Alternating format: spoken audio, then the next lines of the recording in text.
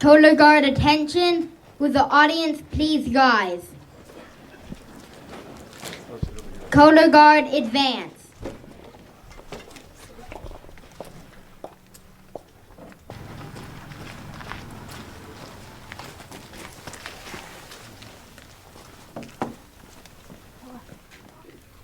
Color guard present the colors.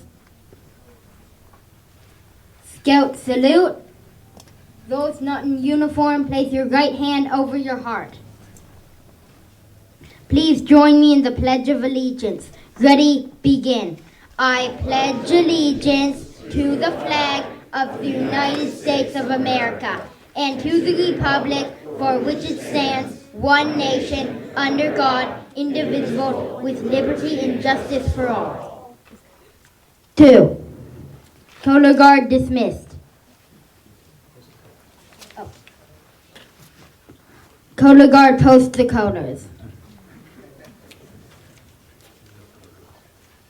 Color guard 2. Color guard dismissed.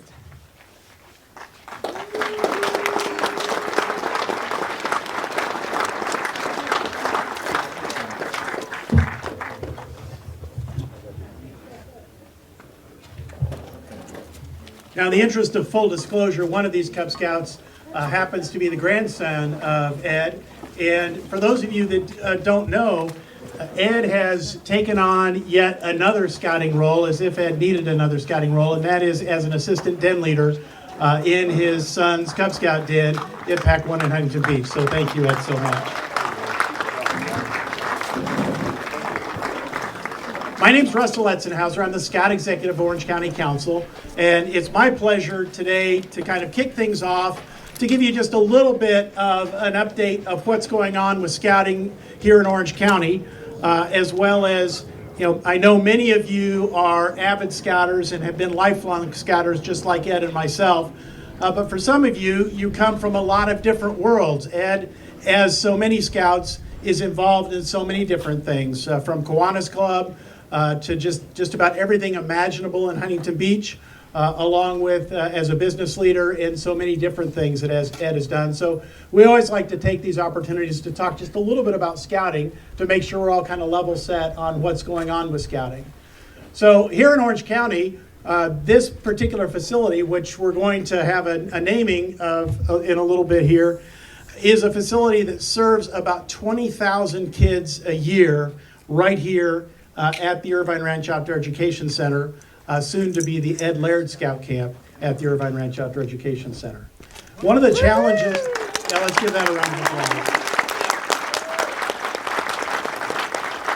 One of the real challenges with scout camps, and scouting works because we challenge young people to do the best that they can and to take on new difficult tasks.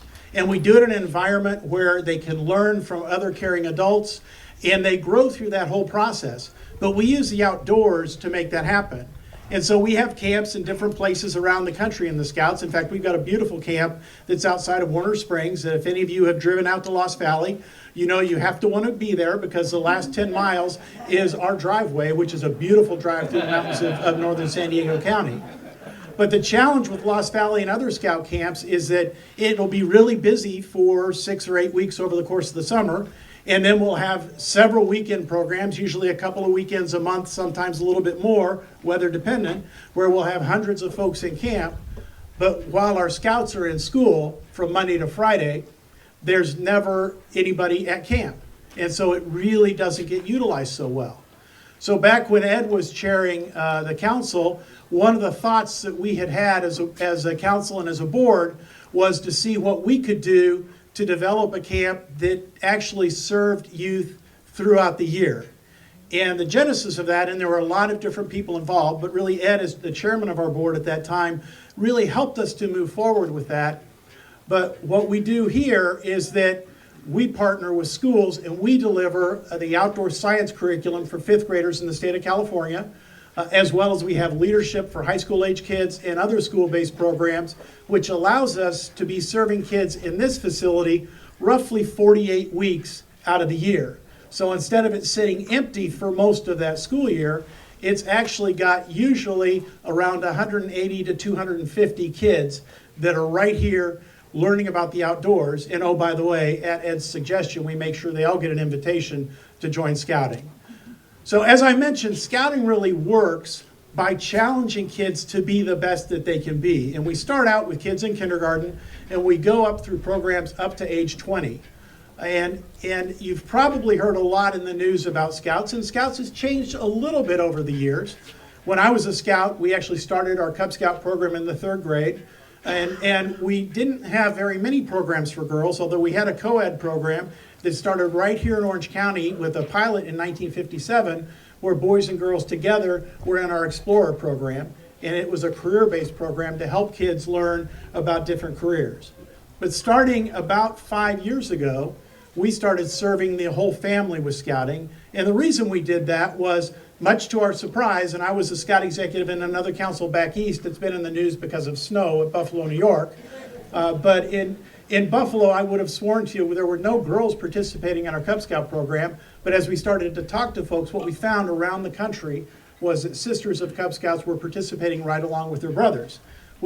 And when you think about a family today, and I know we have some younger families here, one of the tough things as a parent, and I've got a couple of sons in the program today, is you're running from one thing to another to another. If we can do something together as a family, that's always more attractive. And so we started serving girls in the Cub Scout program, and then about a year or two later in what we today call our Scouts BSA program, our traditional Boy Scout program.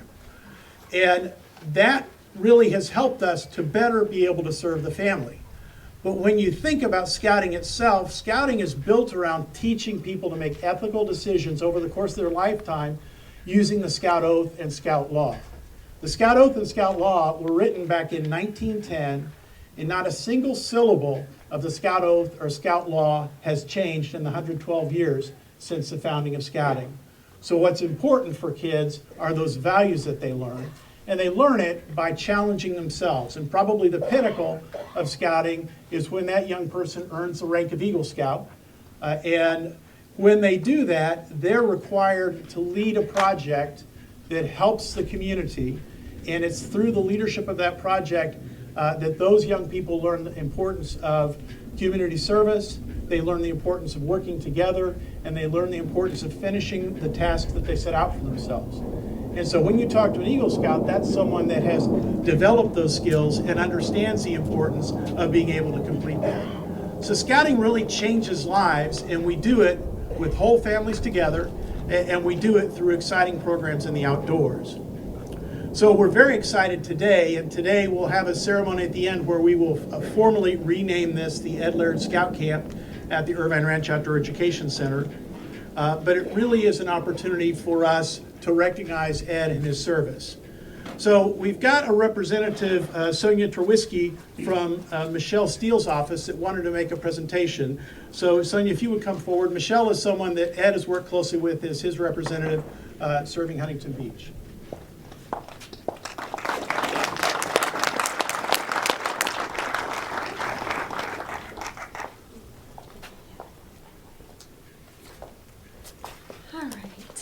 Ed, if you can come up. Thank you. Hi, everyone. Hello. I'm here on behalf of Congresswoman Michelle Steele. So I'm just going to keep this short and sweet. Again, my name is Sonia Trawiski, and I'm a field rep for the Congresswoman. Congratulations. Thank you. Yes.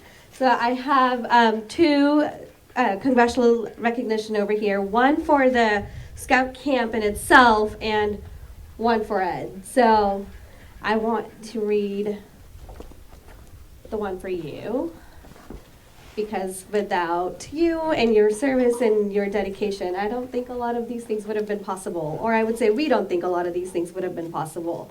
So this reads, in recognition of your exemplary service to Scouting, we commend your outstanding leadership. In honor of your relentless support and advocacy for the leaders of tomorrow, please accept our sincere gratitude. We wish you all the best and continued success. Thank you. Yeah, thank you.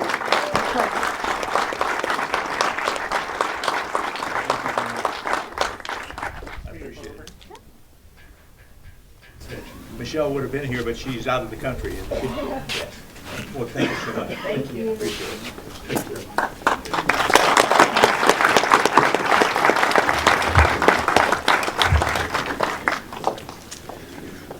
So when it came time to recognize Ed, one of the things that occurred to me was that there was an individual that had a lot to do working with Ed, and I know a number of other folks that are here.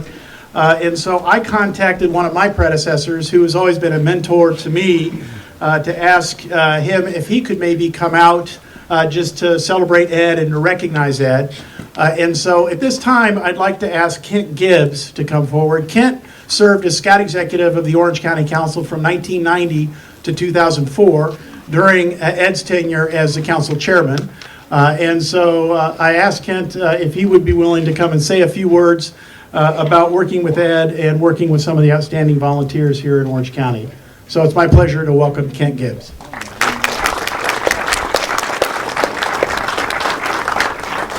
It's my pleasure to be here. This is unreal. I recognize a lot of the faces that are here. I'm having difficulty with this disease called Alzheimer's that makes me struggle just a little bit. So I apologize in advance for not saying hi to everybody. And there's so many people here, it would take quite a while to do it. So please accept that. Ed and I go way back. In fact, Ed was the first person that I met on the executive board here, and that was for the interview. And it was an interview that was a battle, at least from my perspective. But it was Ed who kind of sat there and kept things going. And I got to believe that there was no way that I could have possibly assumed this position without Ed's involvement. In fact, his initiative to make it happen. So Ed, I owe you in that regard. We met during the interview. My previous experience before becoming the Scout Executive here is that I was in Wisconsin as the Assistant Scout Executive for several years. I was the Scout Executive in Illinois, and I was a Scout Executive in Fort Worth, Texas. All of that came forward and culminated in this position as I arrived. It resulted in 12 years ultimately of being your Scout Executive, and arguably 14 years. I'm never sure where it is, and I haven't figured it out yet, but I'll take credit for as much as I can get.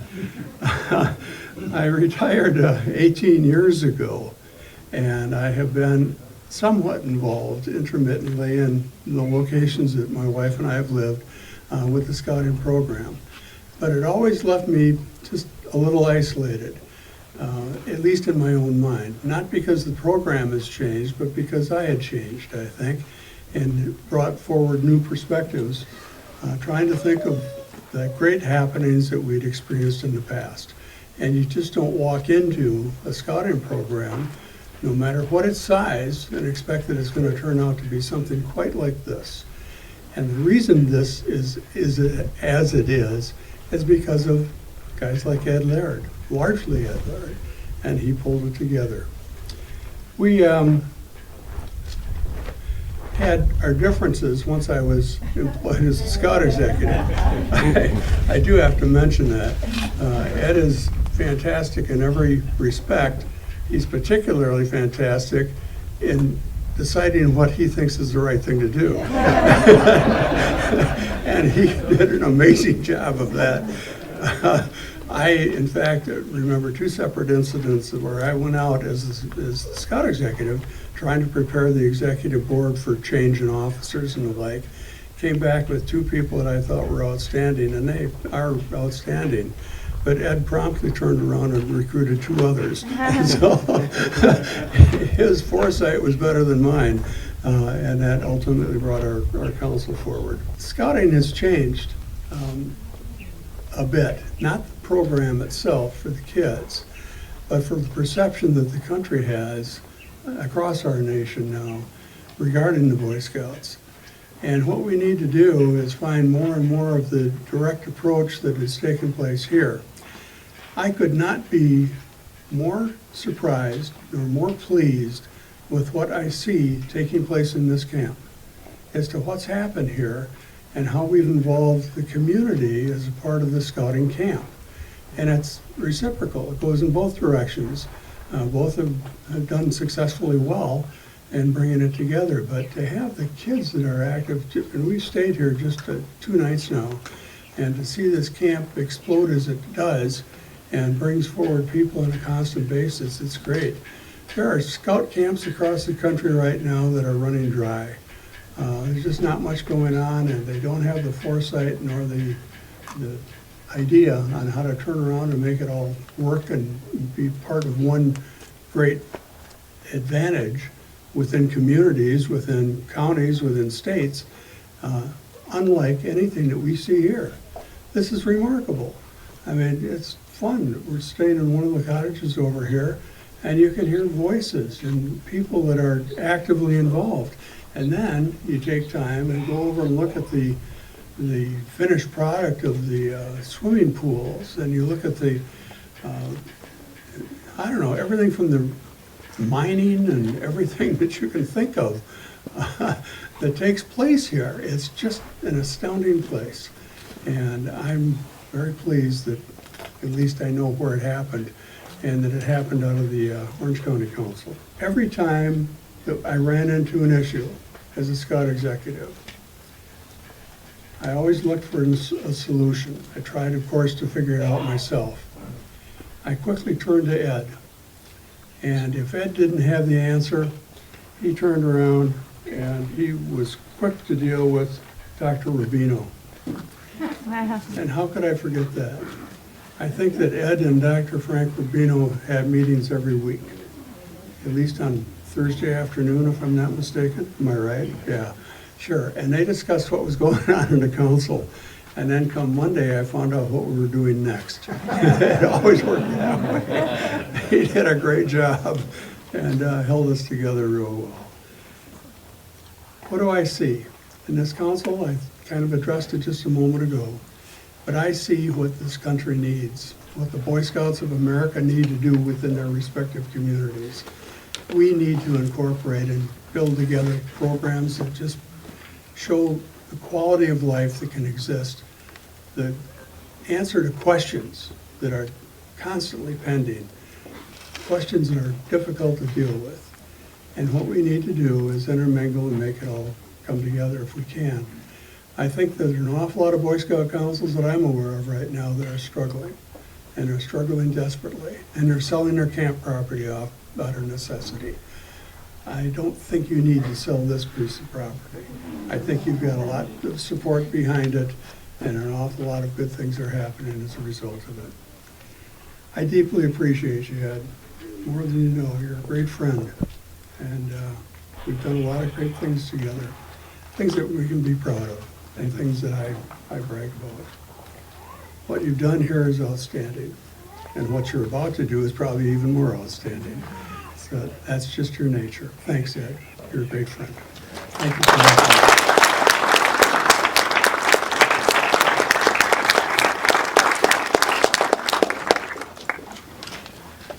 Well, at this time, I'd like to call up the chairman of our board, our executive board, Mr. Dan Hay. And as Dan's making his way up there, we have a number of board members that joined us here today. And if our board members could stand, if you're standing, just wave your hand.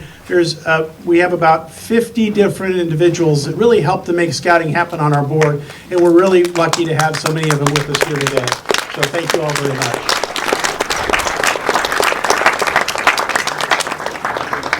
Okay, I'm not shy, folks. I hope you can hear me okay. My name is Dan Hay, as Russell said. I have been in this council for some odd 58 years. As a Cub Scout, Boy Scout, Eagle Scout, adult leader, Scoutmaster, committee chairman, and I left the council for a little while during my adult life after my boys were Eagles, and I came to build my business, and when I came back, Ed was the first person that I dialed and got on the phone, because Ed's known me for at least half of those 58 years. And I talked to him about coming back and being part of the board of directors here at Orange County Council, and he graciously thought I would be a good candidate. So what else can be said about Ed? As you know, we are here today to honor a man who is very close and dear to our hearts. There isn't anyone here today that Ed has not influenced or had an impact on in a very positive way. He helped mold and guide this council these many years into what it is today. He has become our council's patriarch, and rightfully so. I have known Ed for many years, as I mentioned before. I know that I wouldn't be here today as your chairman if it wasn't for Ed Laird. His mentorship, guidance, and friendship has been invaluable. I want to personally thank you, my friend, for helping me along this journey. When Russell and I had this discussion 3 months ago, we knew right away this would be an excellent way to honor this man that has meant so much to us. When we made the decision to name the camp after him, I asked Russell if it was okay to keep this quiet, and with the exception of a couple staff members, we did not let the board know. The proclamation was put together. I presented it at a board meeting as a special presentation. Nobody knew it was coming. I wanted to basically have a positive conversation about this, but you never know about these things when you have 40 people on a board and you're sitting at a board meeting. We did tell Ed beforehand, and I'll get into that conversation in a second, but Ed excused himself. He had a dentist appointment, I think it was, or a doctor's appointment halfway through the meeting. And Dr. Hovanesian. after I went to Dr. Hovanesian, yes, one of our other board members. And so I started reading the proclamation that you guys have in your program here to the board. And I already had preset a person to approve it and second it, which you're really not supposed to do, but we had it all. We kind of had it planned that way because I knew we were going to get into a lot of positive discussion. So I read this thing, got a little emotional during it because it was really well written. And we got to the end where I said, I would now like to entertain a motion to approve this proclamation. And there were 40 people fighting for the chance to say so moved. No joke. When I asked for a second, there was another 40 people that wanted to second it. So that's, it's obviously a testament to how much he means to everyone on this board and his friendship and guidance that he's given all of us through these years. When I told Ed about the honor, his first response, in fact, myself, Steve Bradley, and Russell, the three of us did it on a Zoom call, and his first response was, there's many people more deserving than me. This is Ed. He's done everything. It's never been about him. It's always been about the Boy Scouts or whatever charity that he's working with or his family or whatever friend he's dealing with. He comes second. And we obviously know there is nobody more deserving than the honor that we're giving him today. So with that being said, I'd like Ed to please come up to the stage with your wife, Patty.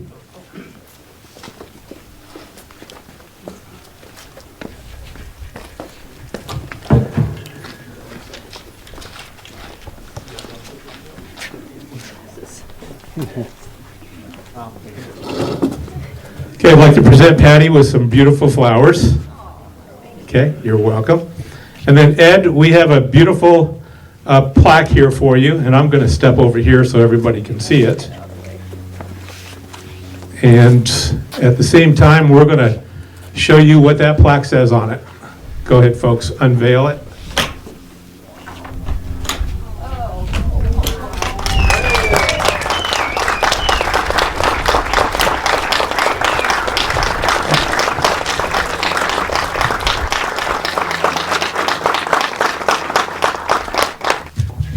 Stay up here with me, would you? Okay, I'll hold you.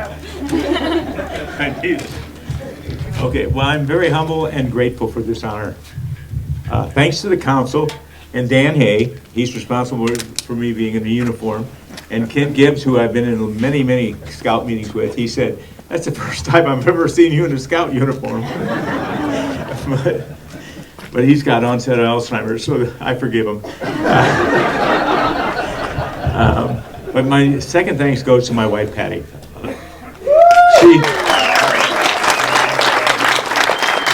when we first started going together, she wondered why an old guy isn't dressed up like a Boy Scout. And now that we have a grandchild as a Cub Scout, she knows exactly what it is. She's taken den meetings and put things on together with them, and our grandson is the pride of our life, and so she knows what it's like to run, why we are Boy Scouts. I'd also like to thank my Eagle Scout, Rob. Rob, where are you? Rob, over here. I never was an Eagle Scout, so I want to thank Rob for taking me through the journey that I didn't achieve. So, thank you, Rob. Let's see. Also, I'd like to thank my son who runs my business. Jeffrey, where are you? Will you leave already? Oh, there he is. He may have had a hockey game and I thought he might not stay. My son Jeff has run the company the last 30 years, I guess, and he allowed me to play Boy Scout, and so I wouldn't have to be running the business, and he really is taking it to a new level. So I thank them. And is Richard here? No. No? Well, okay, I'll skip over that because I know you want to get something to eat, and we're going to do the zip line very shortly. So, lastly, I'd like to thank the youngest guy here, and that is Koa Kramer. He's my grandson. Where is he?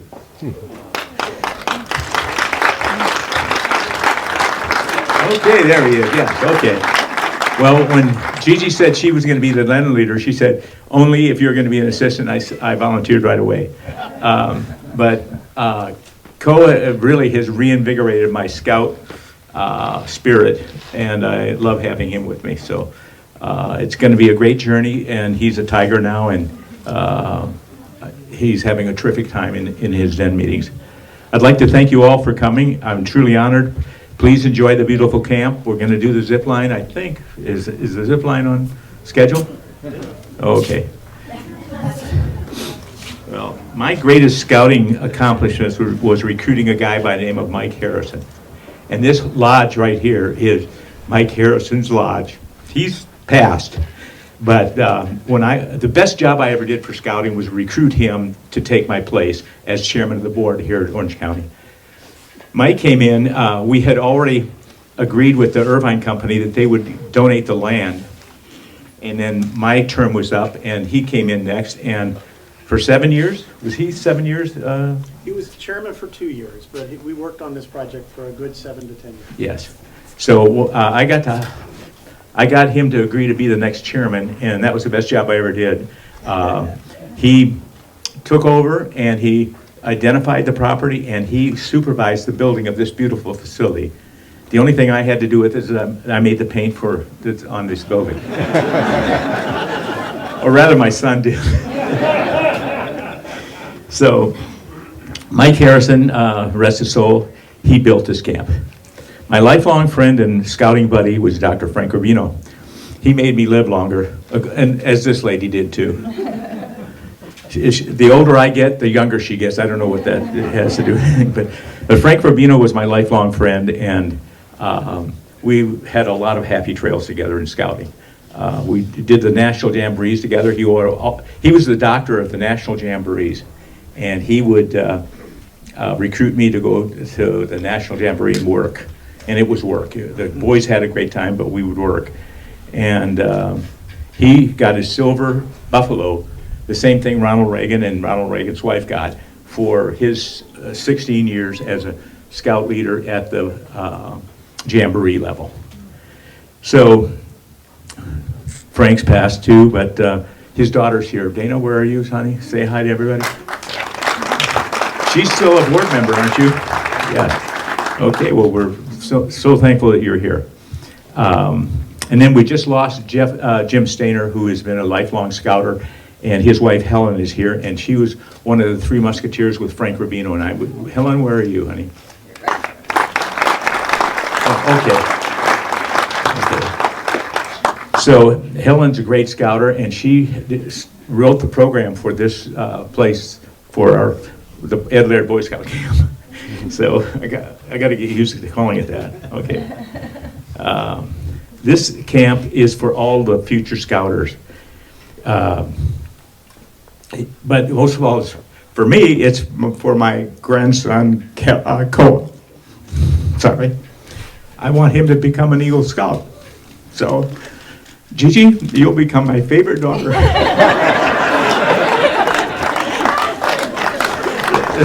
We always go back and forth between, she always said, Jackie's my favorite daughter. I said, no, honey, they're both wonderful girls.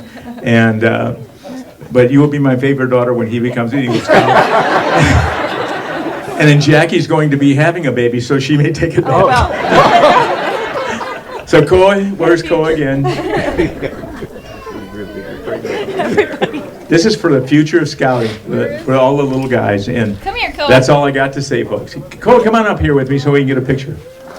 This is my little guy. Come on up here. Thank you all for coming. I'm really humbled by this honor.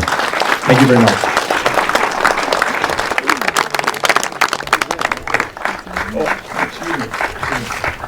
I did forget to say thank you to Dan Hay. Dan Hay is an outstanding leader, and I recruited him, and I'm so happy that he did that. But there's another leader that's been with us a long time that's here, and you know, we put these ribbons on. It's not every 100 years we get another ribbon or anything like that. It's actually we're all Korean generals.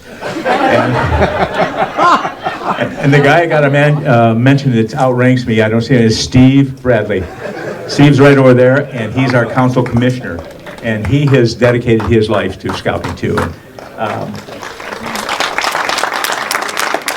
The only thing I can say about Steve is I don't have as many of these knots as he does, because he is an Eagle Scout, and he is also a Silver Buffalo from our camp, from Boy Scouts of America National Council.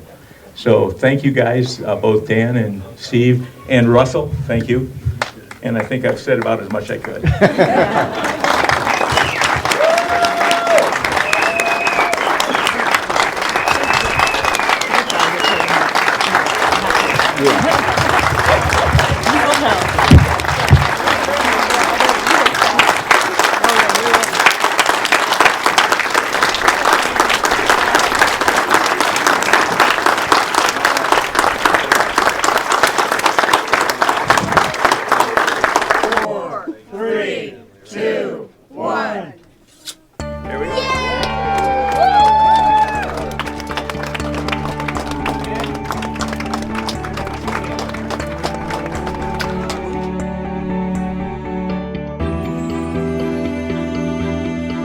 How do you feel it? Now it's official, right? Yeah. How do you feel it? Talk to him. Great. Thank you all for coming. This is really a special honor. Thank you for coming. Congratulations, Ed. Thank you very much.